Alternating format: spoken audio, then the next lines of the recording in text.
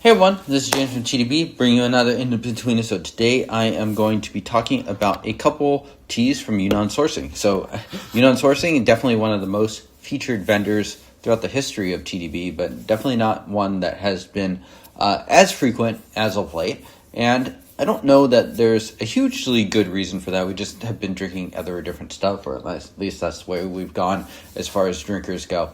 But they remain kind of just one of the very steady presences in Pu'er, and they can go a little bit unsung too, because unlike other vendors that have their own boutique line, which Yunnan Sourcing does, like White Tea and Crimson Lotus, which I've kind of become a little bit less interested in over the years, they actually do sell a kind of a good amount of more semi-aged and aged teas and things like that. So I ordered samples from Scott a bit ago, over a year ago, I think at this point, and just kind of to integrate into some TDB content. And so these ones were ordered sort of to go into the Bulang report that I did.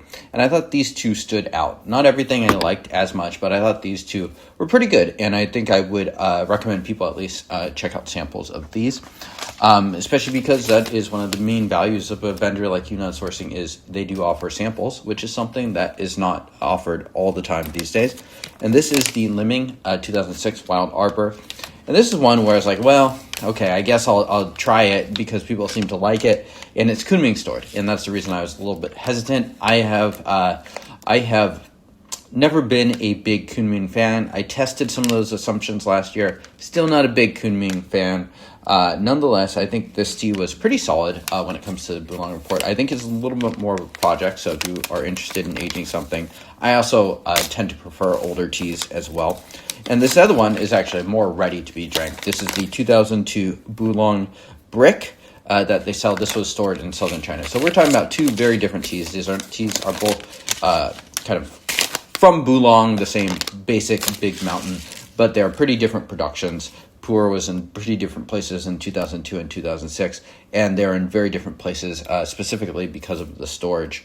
So 2002, Pu'er, like the big factory, Shaguan and Dai had even yet to kind of do their big reform in 2004. So it was a very different place. The quantity was a lot less. So a lot of the tea made in this period, not all of it, but a lot of it is a little bit higher quality than it would be now. And so, I mean, you can have, like if someone told me they had an anonymous Bulang brick from 2022, I would be highly skeptical it was any good. From 2002, that sort of thing is a little bit more possible.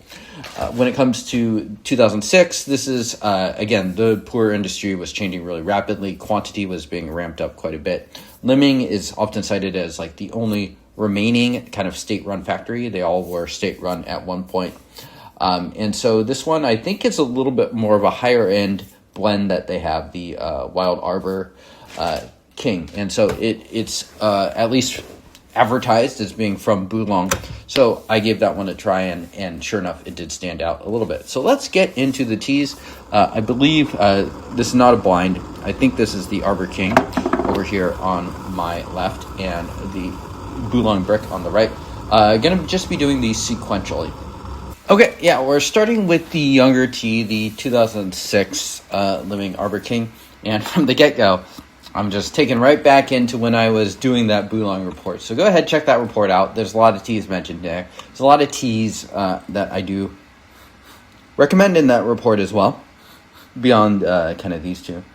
Ooh, so barbecuey. Yeah, it's very much kind of its era. I do wonder a bit if teas like this still being made 10 years later in 2016. I have not sampled around to check. Teas from 2005, 2006 are inexpensive enough that I'm pretty okay just sticking in that era. There's no need for me to go too much younger. Anyways, cheers.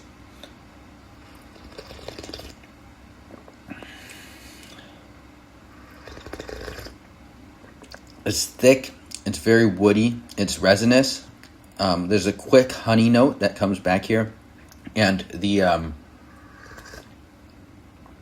very tobacco-y as well.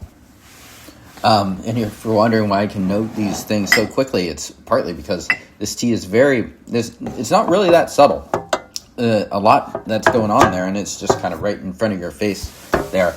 The smokiness is actually pretty well integrated. You definitely smell it more. That's kind of like the one note that's coming off of this when you smell it, but when you actually taste the tea, it's not quite as dominant. Cheers.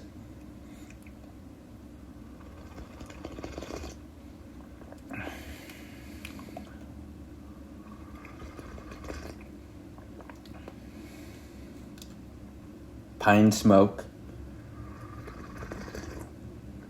It's very old school tea, but it's also thick in a way that you can sort of tell that the material is quite good and a bit better than you would expect. I've actually been recently drinking the Yunnan lot. And that one is, I'd say, a little simpler in its kind of design. This one's a little more complex. That tea has just like a very straightforward smoke to honey, and that's very, very pleasing. I've drank the Liming Banjong Brick semi-recently too, and that one is...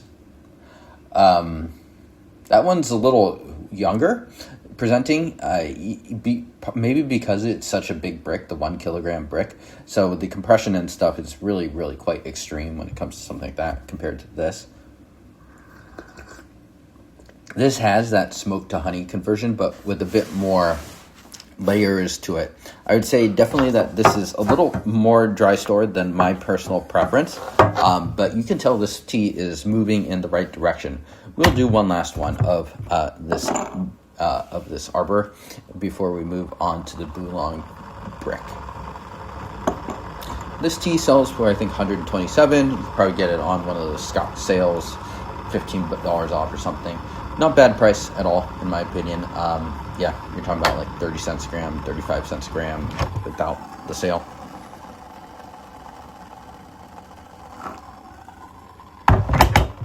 And it all converts. I mean, that's the important thing with these Bulang teas is you want that sweetness to convert. So yeah, my mouth is now very, very honey sweet. And it's, considering the price of where boutiques teas have gone and stuff like this, I think I would rather have something of kind of like this old school profile many times, more often than not.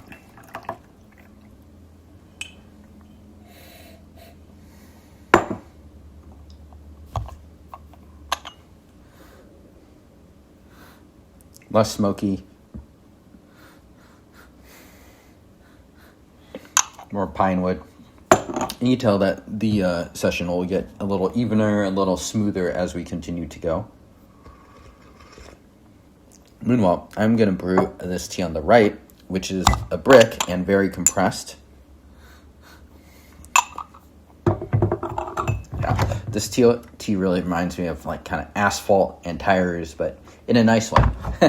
And that's kind of a funny way to describe a lot of pu'er, but a lot of pu'er is like, oh yeah, it smells like these things that you wouldn't think are very appealing, but in a good way. And that kind of sums up a lot of the pu'er, especially the kind of old school pu'er taste.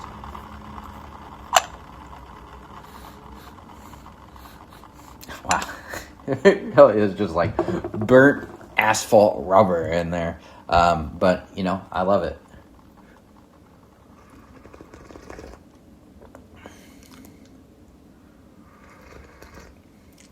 Okay, this tea is chugging along more or less as you would expect there. So we will keep this one going. This one's a little more challenging to brew evenly just because it is so compressed. And I think once you stick with it, I was like, actually this tea does stand out a fair bit. And I think it's a profile that's also very old school, perhaps even, yeah.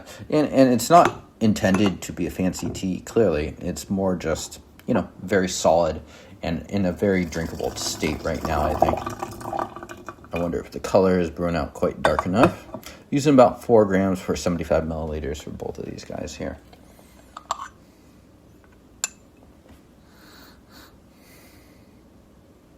And you can see that some of the leaves in here are still a little bit green even. So the storage has been in Foshan, which is in southern China, I believe.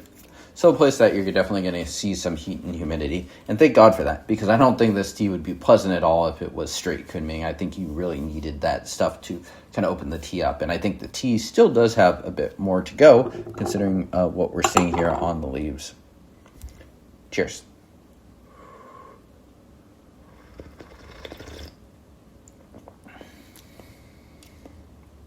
I think it'll take a steep or two to get that smoky taste of the previous tea out of my mouth.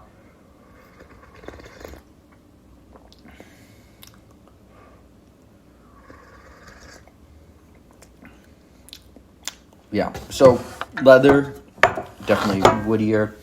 This tea takes a few steeps to get going.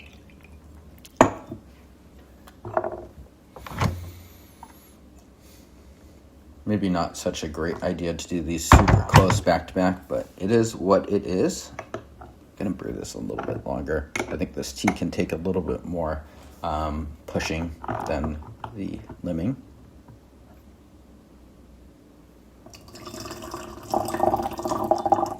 The color, oddly, is still brewing kind of lighter than I would expect.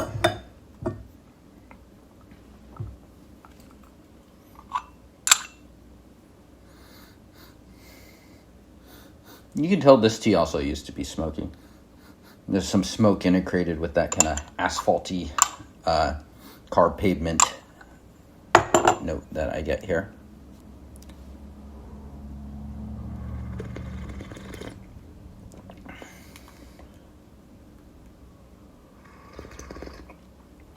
I would say in comparison, this tea is texturally a lot smoother. This tea goes down easily. This is especially something that I think you could drink now. Definitely kind of has that. It reminds me a little bit of the 2001 Big Red Mark that white tea used to sell, except even more kind of the rustic nature.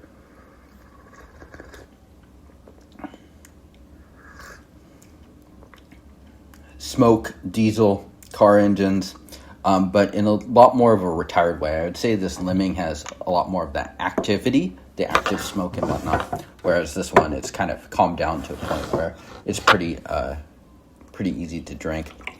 Some nice mouth coating on the roof and the palate of my mouth here. Both of these teas have nice aftertaste and whatnot, and it's more a question of, are you a fan of that kind of initial approach of the tea, whether I think people will gravitate towards them or not.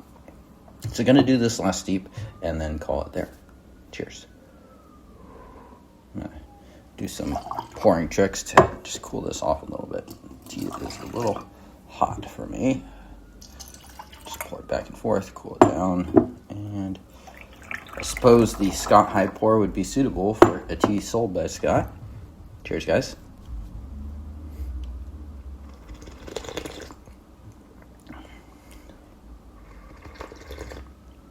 Okay, yeah, this is exactly what I expect now. It's got a nice, big, oily body.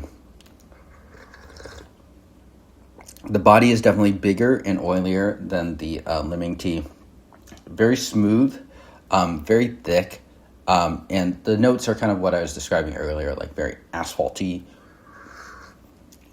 like sweet car pavement, that sort of thing. So very, very old school, but pleasing, certainly in that same sort of old school sort of way. So hopefully that does both of these teas justice. You can definitely go out and buy samples if you are so interested in them. Check out that Bulang report. A lot of teas mentioned there of different styles, of different eras. Thank you all for tuning in. I will see y'all next time. Cheers.